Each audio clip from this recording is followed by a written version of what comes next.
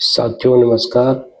साथियों, Iran, America और Israel के जो युद्ध समझौता हुआ है अभी, इसमें एक नया ट्विस्ट आया है जो आपको मालूम होगा साथियों। क्योंकि पहले भी मैंने वीडियो बनाया था तो इसमें स्पष्ट किया था कि ये युद्ध विराम टिकने वाला नहीं है, क्योंकि कईयों के लक्ष्य हैं। अमेरिका का लक्ष्य अलग था इस युद्ध में, ईरान का तो आपको पता ही है, और इजराइल का लक्ष्य अलग था।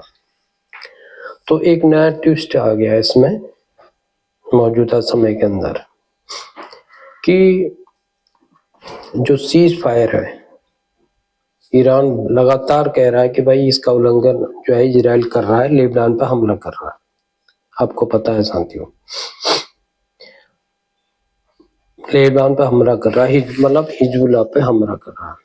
अटैक आक्रमण लगातार उसका जारी है साथियों। तो इससे आप पहले भी हमने वीडियो में बताया था, इससे स्पष्ट होता है कि इजराइल का लक्ष्य अभी पूरा नहीं हुआ है, और हो चूंकि वो मानेगा भी नहीं। मैंने पहले भी वीडियो बताया था, क्योंकि इजराइल एक ऐसा देश है दुनिया के अंदर, और देश क्या है ये वास्तविकता भी है कि अगर इजराइल का अस्तित्व, इजराइल को अपना अस्तित्व बचा के रखना है तो उसको जो भी है, इसके प्रॉक्सी हैं ईरान के, जो भी चारों तरफ से घेर के जो इजराइल के ऊपर आक्रमण कर रहे थे, आपको पता होगा। हमास ने ही जो है शुरुआत की थी 7 तारीख को, आपको याद है साथियों। और उसके बाद इजराइल इस बात को भली भांति पहले से भी समझता है और अब भी समझ रहा है। तो इसलिए वो जब तक इसको नेस्ता नाबूद नहीं करेगा हिजबुल्लाह को, वो इजराइल जो है मानेगा ही नहीं।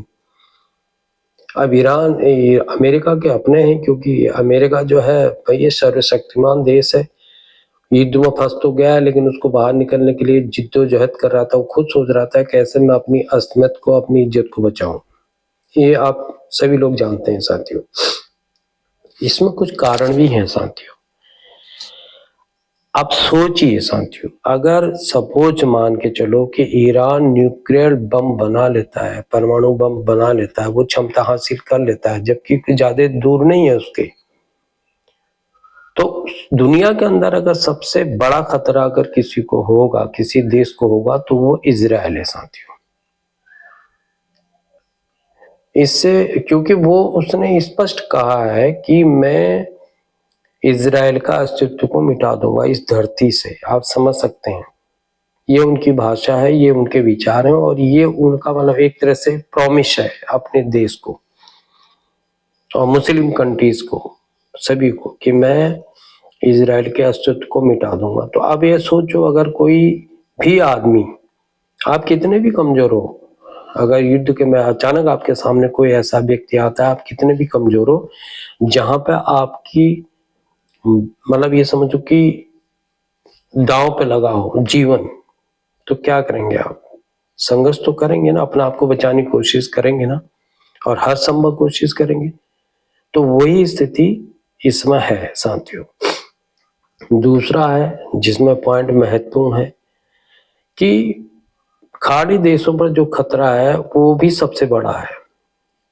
खाड़ी देशों के जितना आपको पता है, छोटे छोटे से देश हैं वो, अधिकतर वहां पे राजशाही है, समझिए आप, सामंती व्यवस्था जिसे हम लोग कह सकते हैं, लोकतंत्र तो नाम का ही है।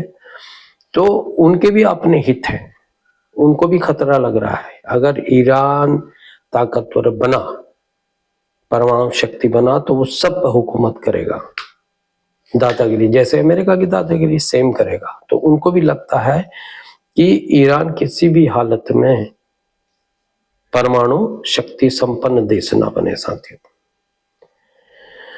तो अब ये तो लक्ष्य हैं अपने अपने, सबके टारगेट अपने अपने हैं। अब अचीव कौन कितना करता है यह देखने की बात है। अब एक चीज और भी है, पूरी दुनिया को इस समय क्या करना है, टारगेट पूरी दुनिया का भी लक्ष्य क्या है कि अमेरिका और चीन को आज के संदर्भ में, वर्तमान समय में लोग आदर्श बनाते हैं अपना, कि हाँ भाई हम भी उनकी तरह आर्थिक मजबूत और शक्तिशाली बने। तो अब चूंकि आपने देखा होगा इस लड़ाई का एक पटाक्षेप तो हो ही गया कि अमेरिका किस तरह से वहां से निकलने की कोशिश कर रहा है।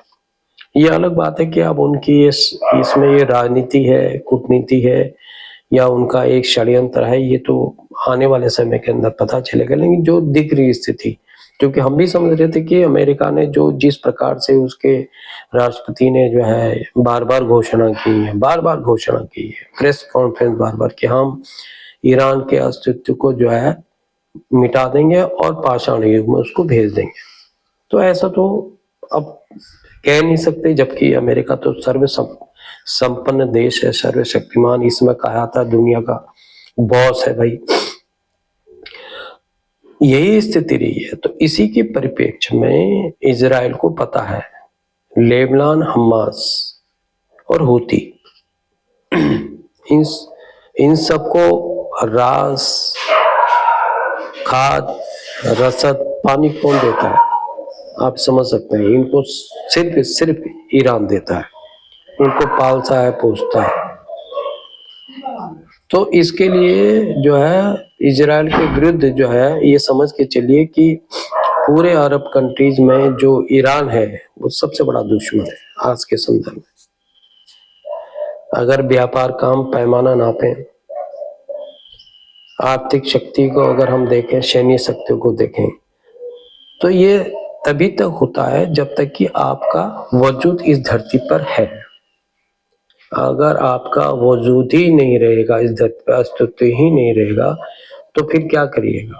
तो इसी को मद्देनजर रखते हुए इजराइल लेबनान को जो है लगातार युद्ध, वो खुद भी कह रहा है कि भाई लेबनान इसमें शामिल नहीं है, और अमेरिका ने भी कहा। लेकिन यहाँ पर परिस्थितियां थोड़ी बदल गई हैं। अब ईरान की स्थिति है कि वो कह रहा मैं समझौते की टेबल पर बैठूंगा ही नहीं, मैं समझौते की टेबल पर नहीं बैठूंगा जब तक कि इजराइल लेबनान पे हमला बंद ना करे। तो अब ये देखो कि भाई इतिहास देखेंगे अगर आप, तो उसका तो इजराइल का जन्म ही जो है उसके संघर्ष के साथ हुआ है। आपको पता होगा कितने यहूदियों को, जिसमें जर्मन ने जो है उसके तानाशाह हिटलर ने कितने लाखों लोगों को मरवा दिया, और दुनिया भर में।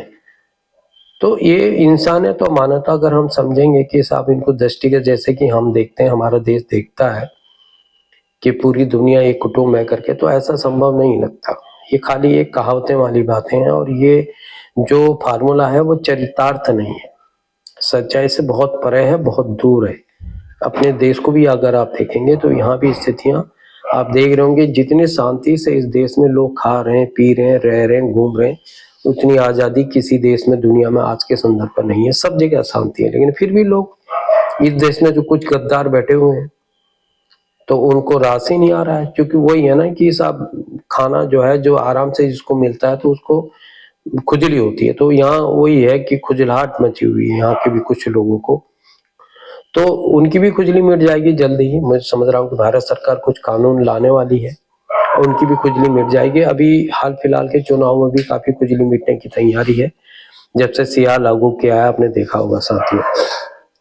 तो इस बात की हम इसलिए कहना चाह रहे हैं कि इजराइल युद्ध विराम नहीं करेगा, किसी भी हालत में नहीं करेगा, अगर उसको अपना वजूद बना के रखना है तो साथियों।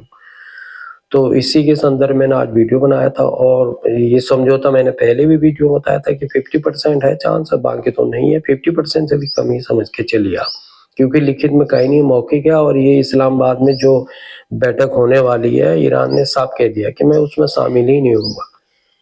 शामिल मैं तभी होऊंगा जब इजराइल लेबनान पर हमला बंद कर दे, वो होने वाला नहीं है।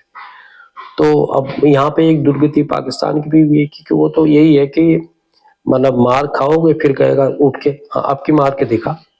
एक कहावत है बचपन में कि हम भी सुनते थे कि साहब अगर कोई बंदे को आप पीटोगे तो वो क्या कहता था कि आपकी मार के दिखा साले, आपकी मार के दिखा, फिर मारोगे फिर मार के दिखा। तो वही स्थिति पाकिस्तान की है, भिगा भिगा के दुनिया इसको मार रही है, कूट रही है, लेकिन फिर भी अपना सीना ताने। पता नहीं कैसे शासक हैं, कैसे लोग हैं, अब ये तो यही जाने या इनका अस्तित्व जाने। ले चूंकि भारत के लिए तो खतरा है ही बना ही रहेगा जब तक कि इसका पाकिस्तान का वजूद रहेगा साथियों। ये तो मैंने पहले भी वीडियो में बताया था कि जब तक पाकिस्तान के टुकड़े ना हो अनगिनत, तो भारत के लिए खतरा सदैव रहेगा। इधर से पाकिस्तान, इधर से चाइना, चीन को भी आप कम मत समझिए। आज वो दबा है तो भारतीय सैन्य शक्ति से दबा हुआ है। उसको पता है कि यार मैं लड़ने की क्षमता नहीं है और लड़ूंगा तो आर्थिक तौर पर मेरा कितना नुकसान होगा, क्योंकि वो भी एक अमेरिका की तरह व्यापारी है।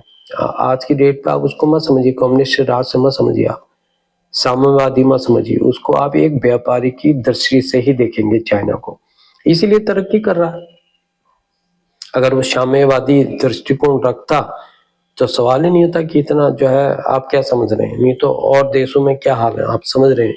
इसलिए साम्यवाद धीरे धीरे, क्योंकि उस समय की जरूरत साम्यवाद की थी जिस समय राजाओं का नवाबों का शासन हुआ करता था, जारों का शासन हुआ करता था। आज के संदर्भ में कतई नहीं, क्योंकि परिवर्तन हो गया पूरी दुनिया के अंदर, पूरे संसार में। तो इसी के लिए तो मैं यही कहना चाहता हूँ आज के वीडियो में कि अगर मेरा वीडियो आपको पसंद आता है तो इसको लाइक, शेयर और सब्सक्राइब जरूर करें साथियों, जिससे कि हमारा भी उत्साह बढ़ेगा। इसी के साथ आज का वीडियो मैं यहीं समाप्त करता हूँ। वंदे मातरम, भारत माता की जय साथियों।